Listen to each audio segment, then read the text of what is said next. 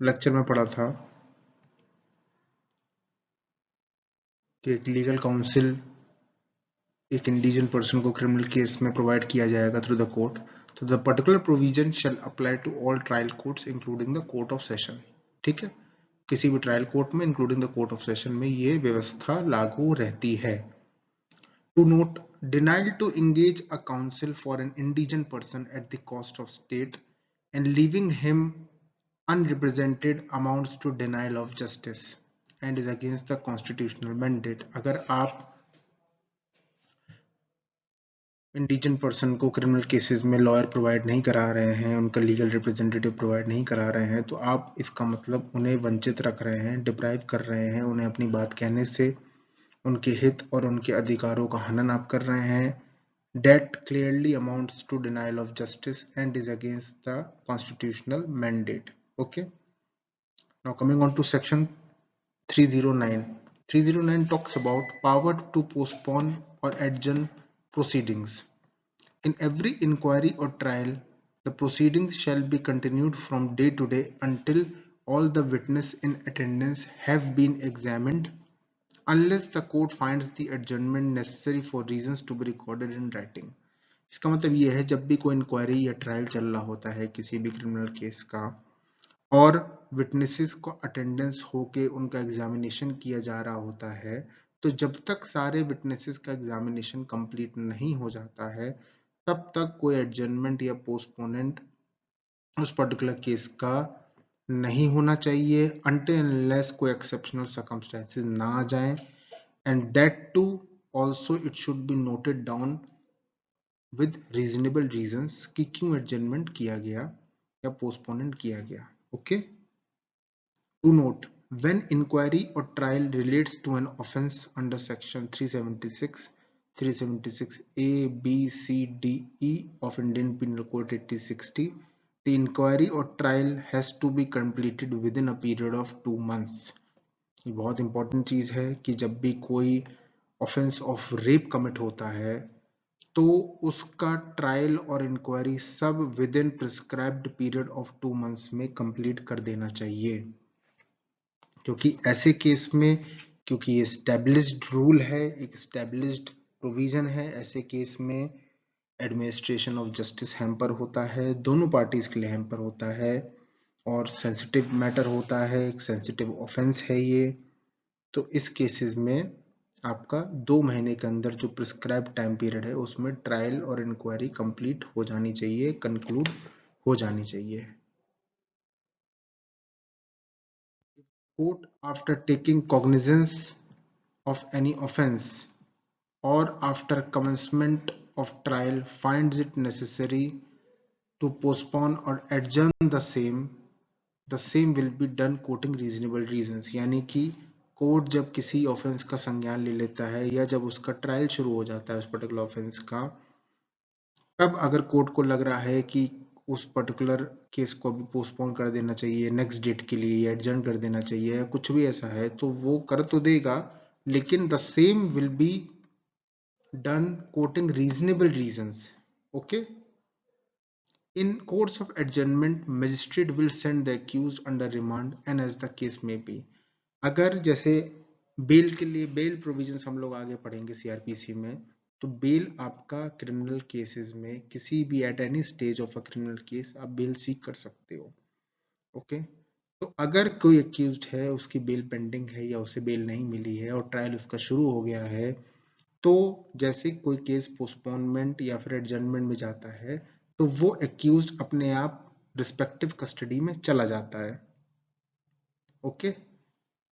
when the witness are in attendance, no adjournment or postponement shall be granted without examining them except for special reasons to be recorded in writing। जैसे अभी हम लोगों ने previous slide में पढ़ा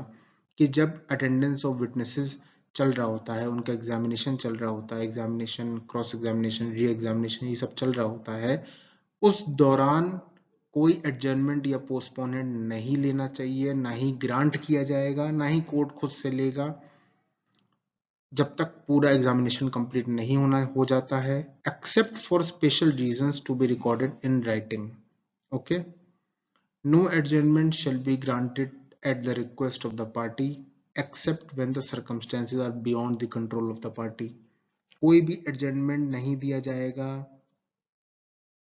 even after the request of any of the party except where the circumstances are beyond the control of the party. कहते नहीं है कि पार्टीज बार बार नेक्स्ट डेट ले लेती हैं तो फॉर टाइम पीरियड के लिए वो पर्टिकुलर केस तो एडजर्न हो गया till the next date of listing, तो वो नहीं होना चाहिए। इससे क्या है, बार बार आप डेट बदलोगे वो करोगे तो abuse of process of law भी है और एडमिनिस्ट्रेशन ऑफ जस्टिस भी इससे हैम्पर होता है। तो ये एक रॉन्ग प्रैक्टिस है, एक रॉन्ग मैसेज जाता है सोसाइटी में, तो ये नहीं होना चाहिए। It should B curtailed. The fact that pleader to legal representative of a party is engaged in another court shall not be ground for adjournment। ये फैक्ट भी जो कि बहुत ही ज़्यादा legal representative court of law में ये ground लेते हैं कि हम किसी और कोर्ट में बिजी थे या किसी और केस में बिजी थे, तो कृपया करके इस केस को भी एडजर्न कर दीजिए until next date of listing, तो ये भी गलत है और इसे भी कोई ग्राउंड ऑफ एडजर्नमेंट नहीं माना जाएगा। ओके, कोर्ट पूरा सक्षम है कि कोई भी एप्रोप्रिएट ऑर्डर्स पास कर दिए जाएं उसमें। Where a witness is present in court but party or pleader is not present, or they present in court but not ready to examine or cross-examine the witness, the court will then record the statement of witnesses and pass such order as it deems fit। इसका मतलब ये है कि जब witness present हैं court में और party या फिर प्लीडर प्रेजेंट नहीं है कोर्ट में, या फिर दोनों या कोई भी एक प्रेजेंट है कोर्ट में और वो विटनेस को एग्जामिन या क्रॉस एग्जामिन नहीं करना चाहता, ऐसे केस में कोर्ट विटनेस का स्टेटमेंट रिकॉर्ड करके कोई भी ऑर्डर पास कर सकती है as it deems fit. Okay, now coming on to section 310 ये बात करता है लोकल इंस्पेक्शन की। इंपॉर्टेंट सेक्शन है लोकल इंस्पेक्शन का। इसमें क्या है हम लोग आगे पढ़ेंगे। एनी जज और magistrate at any stage of inquiry or trial or other proceedings after due notice to the parties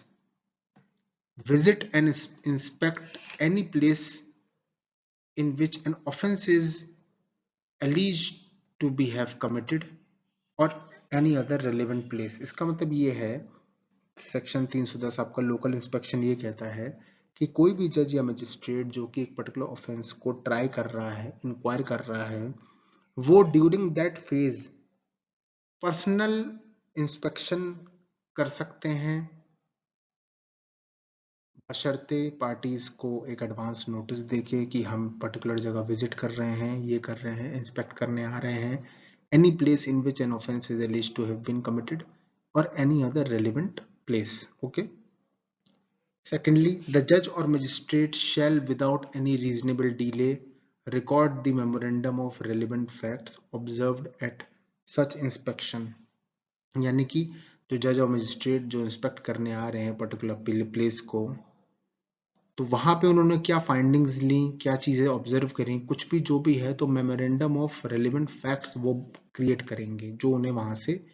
चीजें ऑब्जर्व करी या जो मिली, जो भी कुछ है, for the sake of which are relevant for the sake of that particular case, उसका एक मेमोरेंडम क्रिएट किया जाएगा, एक रिकॉर्ड क्रिएट किया जाएगा। Okay, next, such memorandum shall form a part of the record of case. उनमें उस memorandum को केस के रिकॉर्ड में लगा दिया जाएगा। If the prosecutor,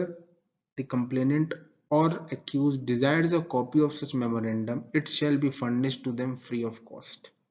यानी कि अगर प्रोसिक्यूटर या फिर कंप्लेनेंट या फिर एक्यूज को अगर उसकी एक कॉपी चाहिए उस मेमोरेंडम ऑफ रिलेवेंट फैक्ट्स की, जो फाइंडिंग्स हैं, जो ऑब्जर्वेशंस हैं उस पर्टिकुलर प्लेस की, तो वो एक कॉपी उनको दे दी जाएगी free of cost. Okay, to section 312 ये बात करता है expensive of complainants and witnesses. इसका मतलब ये है subject to any rules made by the state government, any criminal court if it thinks fit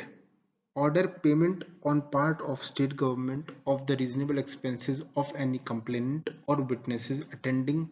for the purpose of inquiry or trial or other proceedings before such court।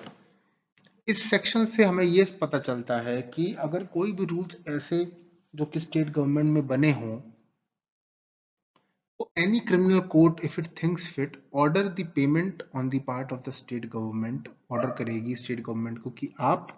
Complainants और witnesses जो कि court case को attend करने आ रहे हैं उनके reasonable expenses को आप बेयर कीजिए। Okay, for the purpose of inquiry, trial के लिए आ रहे हैं तो उनके रीजनेबल एक्सपेंसेस को आप बेयर कीजिए। कोर्ट ये डायरेक्ट करता है स्टेट गवर्नमेंट को, तो ये प्रोविजन उसके रिगार्डिंग है अगर कोर्ट को लगता है, इफ इट थिंक्स फिट। वरना हमने प्रीवियस सेक्शंस में भी पढ़े हैं सीआरपीसी के कि जो पार्टी बुलाती है अपने विटनेसेस को स्पेसिफिकली वो उसका खर्चा खुद उठाती है, क्योंकि वो उन्हीं के लिए आ रहे हैं, उन्हीं के केस के लिए आ रहे हैं, उन्हीं का पर्पस फुलफिल हो रहा है इसलिए। Now coming on to section 321, 321, withdrawal from prosecutor. The public prosecutor or assistant public prosecutor in charge of any case may, with the consent of the court, at any time before the judgment is pronounced, withdraw from the prosecution of any person, either generally